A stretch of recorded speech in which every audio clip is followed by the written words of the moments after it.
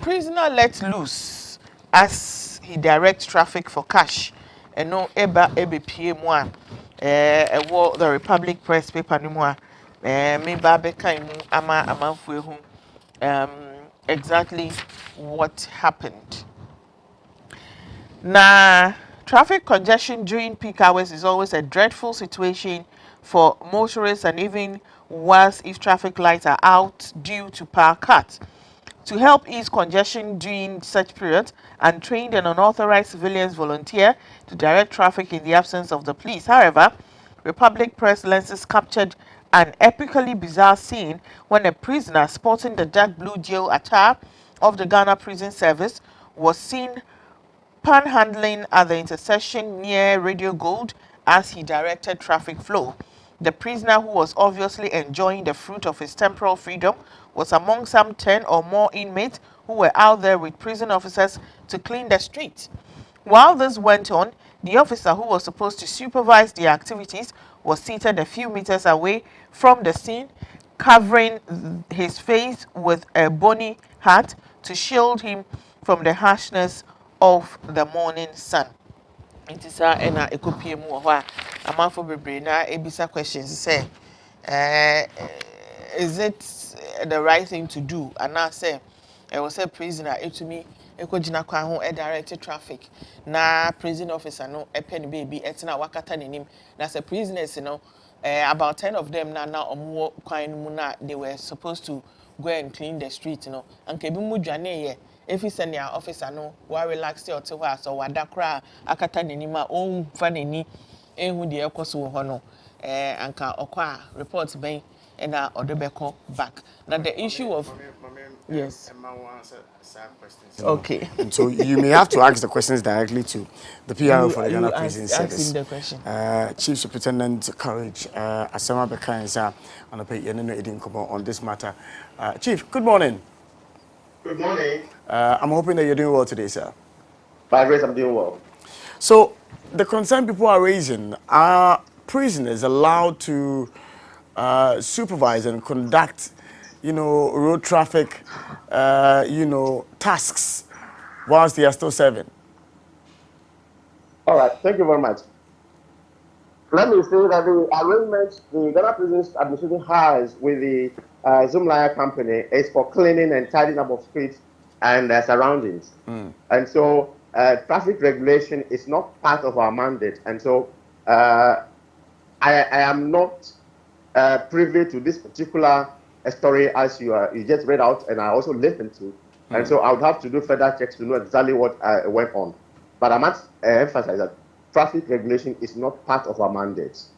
Now, walk us through the protocols. If you're, for want of a better word, the inhabitants of your facility are coming out for any of these assignments, what are the protocols?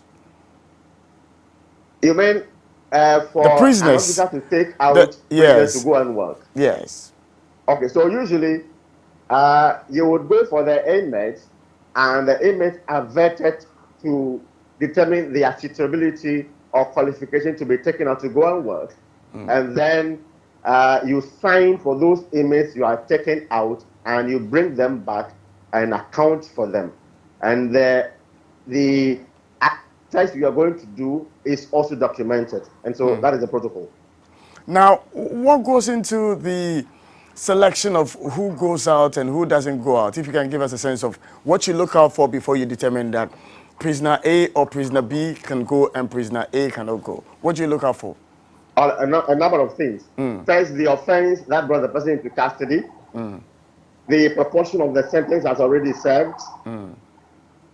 And his conduct whilst in custody, as to whether he has shown signs of reformation, and his risk level to society. That is what we look at. Interesting. So what's the officer with them supposed to do whilst they're on the field working? Let's say the pay arrangement with Zoomlion, they are cleaning the streets this morning. What does the officer supervising them, what does he do? All right, so just as you mentioned the word, the officer is supposed to supervise. So his duty is to ensure that they do exactly what they have been taken out to do and return them and account for them accordingly. Now, I have seen situations, and that's the reason why I asked you the latter question I just asked, where supervisors are there, and these gentlemen are supposed to be working, and yet they are soliciting for funds from drivers who are using the road. Has this come to your attention? A couple of times we have received reports, and when these reports come, we try to look for the station, the exact station from which the inmates have been brought to the road to work, and then we get the officer in charge informed, and sanctions, investigations are conducted, and officers are found to be doing what is something that is determined to be untoward, then the sanctions will apply. What kind of sanctions are we talking about? And has it ever been applied to any officer who took these prisoners out and per your investigations, they were found to be true? Oh, yes, a few of them. And once you are found guilty of an offense, we have a number of sanctions that apply depending on the nature and magnitude of the offense. Now, let's come back to the issue which has, brought us for this conversation, where prisoners become traffic wardens. What steps are you going to take in this particular case where the prisoner was found to have been doing something which he was not authorized to do, and then the supervisor looked on? As I indicated earlier, traffic regulation is never part of our mandate.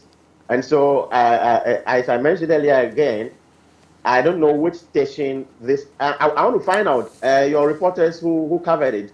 Where did this actually happen? Where exactly? Around Radio Gold, that Kolebu area, that stretch. Okay. All right. Yes.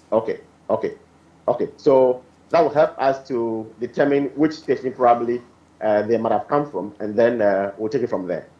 All right, but the possibility of some of these prisoners bolting or escaping, does it happen? And if it does, how often is it? All right, first of all, I would say it's not that often, but the fact that it can happen can never be ruled out, because in any detention facility, people detained will always want to find ways of running to freedom, escaping to freedom. And so, yes, that tendency is there. That is why we also have a set criteria to determine who qualifies to go out and who does not. And so we look at all these things to determine, select those who actually go out. But the fact that, yes, you can find somebody who shows that, yes, he doesn't have a risk to escape, but on the field, anything at all can happen. So officers are also trained to be on the lookout. And when it happens, investigations are conducted to find out whether the officer willfully or negligently allowed the inmate to escape or not. And the results of the investigation will tell us what to do.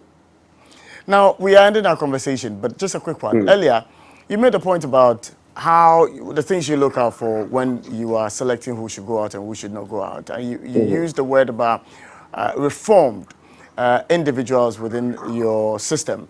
Now, is the prison really a place where reformation takes place? Yes, my brother.